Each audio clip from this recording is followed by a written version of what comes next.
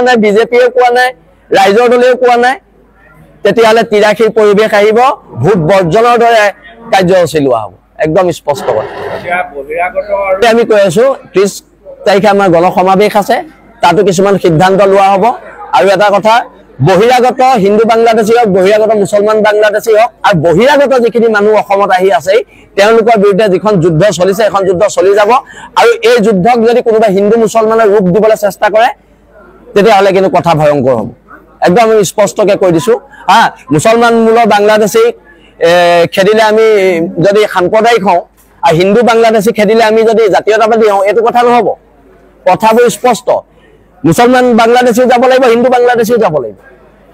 আমি কা আন্দোলন কৰি আমি জেল খাইছো, কা আন্দোলন কৰি আমি আমাৰ ল'ৰা ঘূণীয়া হৈছে, আৰু তাৰপিছত কা আন্দোলন কৰি থাকোঁতে আমি জাতীয়তাবাদী, আৰু তাৰপিছত যেতিয়া আমি বহিৰাগত বাংলাদেশী মুছলমান মূলৰ বাংলাদেশী আমি বিৰোধ কৰিলোঁ, তেতিয়া আমি হিন্দুত্ববাদী হৈ নাযাম নহয়। হিন্দুত্ববাদী আমাক গেৰুৱাকৰণ কৰিব বিচাৰিলে নহ'ব নহয়। জাতীয়তাবাদ পিয়ৰ জাতীয়তাবাদ হ'ব। হিন্দু বাংলাদেশী এগেইনষ্টে যুদ্ধ হ'ব, মুছলমান বাংলাদেশী এগেইনষ্টে যুদ্ধ হ'ব। একদম স্পষ্ট বাৰ্তা চৰকাৰক দি দিয়া হৈছে, স্পষ্ট বাৰ্তা কংগ্ৰেছৰ বিৰোধী দলপতিক দি দিয়া হৈছে, স্পষ্ট বাৰ্তা দি দিয়া হৈছে। ইয়াত কোনো লোক ঢাক নাই। জাতীয়তাবাদ মানে জাতীয়তাবাদ। এটা নেৰেটিভ বনাই দিছে। যদি মুছলমান বাংলাদেশীৰ কথা আমি কওঁ, আমি হিন্দুত্ববাদৰ সমৰ্থক। আমি যদি হিন্দু বাংলাদেশীক খেদিবলৈ কওঁ, তেতিয়া আমি পিয়ৰ জাতীয়তাবাদী। এইবোৰ কেনেকুৱা কথা? আৰু বহিৰাগত মানুহৰ বিৰুদ্ধে আমি সংগ্ৰাম কৰিব গ'লে কিছুমানে উলিয়াই ইহঁতে হিন্দু বিদ্বেষী। জাতীয়তাবাদ কি আপোনালোকে অলপ পঢ়ি লওক, পঢ়া শুনা কৰি লওক, সেই ওপৰতে জাতীয়তাবাদ হ'ব, আৰু জাতীয়তাবাদ উগ্ৰই হ'ব। বিধানসভাৰ এটা বক্তব্য, আৰু তাৰ পৰা 30টা জাতীয় জনগোষ্ঠীয় সংগঠনৰ ক্ষোভ, সেই ক্ষোভৰ ওপৰত দাবী উত্থাপন হৈছিল যে দেৱব্ৰত শইকীয়া ডাঙৰীয়াই নিজৰ স্থিতিটো স্পষ্ট কৰিব লাগে।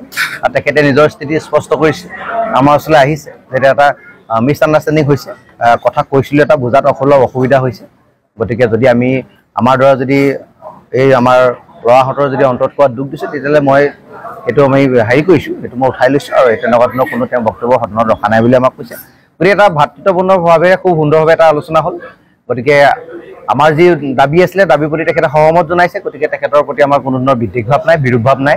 আৰু দ্বিতীয় কথা, গৌৰৱ গগৈৰ লগত আমাৰ কোনো কথা নাছিলে, খালি আমাৰ ক্ষোভ আছিলে, আক্ষেপ আছিলে। সেইকাৰণে কৈছিলোঁ, যদি কংগ্ৰেছ দলে খিলঞ্জীয়া পক্ষত নাই, তেতিয়াহ'লে কংগ্ৰেছ দলৰ সভাবিলাক আমি বৰ্জন কৰিম, বা ইয়াত পাতিবলৈ দিয়া পৰিৱেশ নাথাকিব। তো তেখেতলোকে কৈছে নহয়, আমি খিলঞ্জীয়া পক্ষত আছোঁ, ৰাইজৰ পক্ষত আছোঁ। গতিকে সভা পতাৰ আমাৰ কোনো কৰিবলগীয়া নাই, ক'বলগীয়াও নাই। গতিকে এটা সুন্দৰ আলোচনা হ'ল। আৰু আজিৰ পৰা এই ধৰণৰ কথা বতৰা আমি আগ নবঢ়াওঁ বুলি ভাবিছোঁ। 30 অক্টোবৰ যিটো গণসমাৱেশ, আমি তাৰ কাৰণে আমি সকলোৱে লগ লাগি আমি মনোনিৱেশ কৰিম। আৰু তেখেতলোকক আমি কৈছোঁ যে আপোনালোক যদি প্ৰকৃতপক্ষে খিলঞ্জীয়া পক্ষত আছে, তেতিয়াহ'লে 30 অক্টোবৰ যিখন গণসমাৱেশ, আপোনালোকৰ আদৰ্শত বিশ্বাসী মানুহবিলাককো সেই অৱক্ষণলৈ পঠাব। 30টা সংগঠন নাই বুলি কোনে ক'লে? বিভিন্ন অভিযোগ উঠিছে, আৰু ছ'চিয়েল মিডিয়াত বিভিন্নজনে আপলোড কৰিছে। নাই, ছ'চিয়েল মিডিয়াত পংকজ দৰা বুলি গুৱাহাটীৰ এজন মানুহে যিটো কথা লিখে, তেওঁ নগৈ গড়গাঁও বাতৰি দিছে। তেওঁ সংগ্ৰামখনৰ গতিধাৰা নাজানে, মানুহ কোন নাজানে, সংগঠনৰ নাম নাজানে।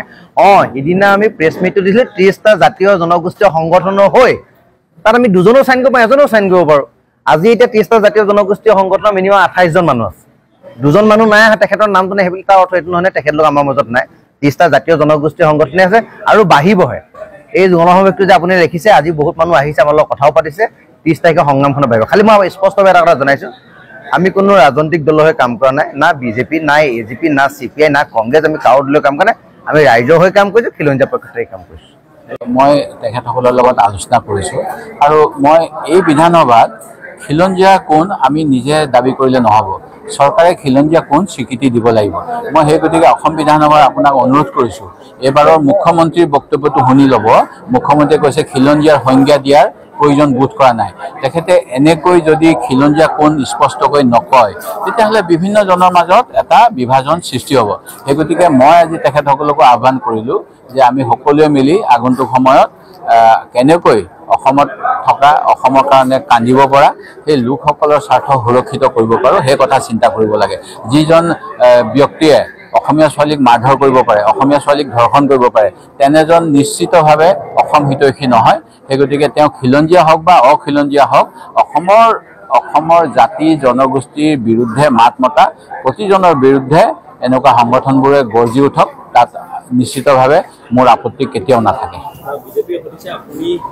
মই ভাৰতীয় নাগৰিকৰ পক্ষত আছোঁ আৰু মই কৈছোঁৱেই খিলঞ্জীয়াৰ বিষয়টো মুখ্যমন্ত্ৰী মহোদয়ে যিদিনাখন স্পষ্টীকৰণ দিব সেইদিনাখন মই চবখিনি ক'ব পাৰিম। আৰু কিছুমান বাতৰি কিছুমান চেনেলে টুইষ্ট কৰি বজাইছিলে, সেইকাৰণে এইবিলাক হ'ল। সেই গতিকে কোনেও যাতে বাতৰিখিনি কাট পেষ্ট কৰি নলগায়।